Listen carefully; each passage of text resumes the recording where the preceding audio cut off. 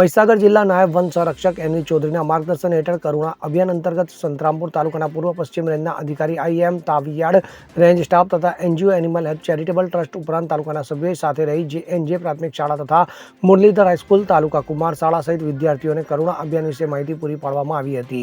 તો સાથે સાથે કરુણા અભિયાનની વિદ્યાર્થીઓને પ્રતિજ્ઞા પણ લેવડાવવામાં આવી હતી. તો વધુમાં સંતરામપુર નગરમાં વિવિધ જગ્યાએ બેનર લગાવવામાં આવેલ અને વર્તમાન પત્રમાં જનજાગૃતિ માટે પત્રિકા વિતરણ કરેલ અને લાઉડસ્પીકર ફેરવી કરુણા અભિયાન સાર્થક કરવાનો પ્રયાસ કરવામાં આવ્યો હતો.